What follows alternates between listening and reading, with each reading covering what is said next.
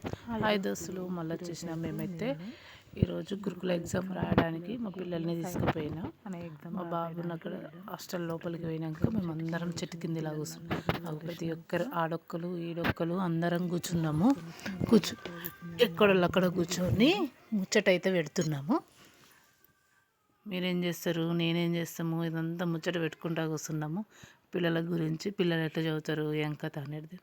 ఎవరు ఇష్టం వచ్చిన జాగాల వాళ్ళు కూర్చోర్రు.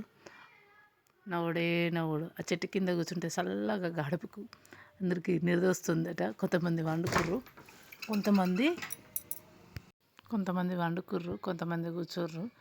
బాగా నవ్వుతుర్రు. దూరం ఇది హాస్టల్ అనేది పడ్డది పిల్లల్ని ఎగ్జామ్ రాపేయడానికి అనేది. అందరం వచ్చినాం, ఎక్కడెక్కడి నుంచో ప్రతి ఒక్కరు వచ్చిర్రు లోపలికి తోలియడానికి, ఎగ్జామ్ రాపించుకొని తోలుకుపోవడానికి. ఒక్కొక్కరు ముగ్గురు వచ్చిర్రు, ఒక్కొక్కరు ఇద్దరు వచ్చిర్రు.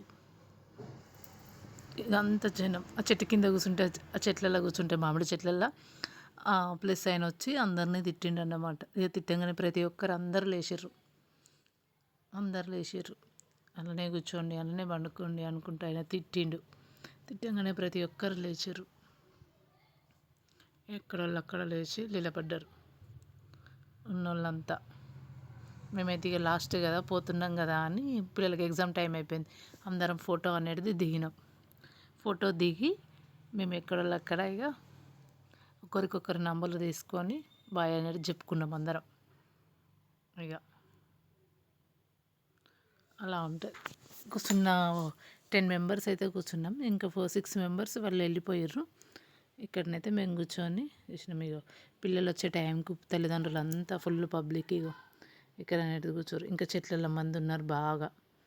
ఇదంతా ఈ మంది వీళ్ళంతా కూర్చుని ఇక్కడ పిల్లల కోసం ఎదురు చూస్తారు. Full public. ఈ పబ్లిక్ అందరం పిల్లల కోసం నిలబడ్డాం. కాకపోతే ఫుల్ ఎండ కొడుతుంది. ఆ చెట్టు కింద కూర్చొని వచ్చే వరకు మామిడి చెట్ల కింద ఎండ అనేది బాగా కొడుతుంది. అందరు రాగమం మీద కొంతమంది ఏమో అటు వెనకకి వెళ్ళిపోయారు. పిల్లల టైము ఎప్పుడు వస్తారా అని చూసుకుంటా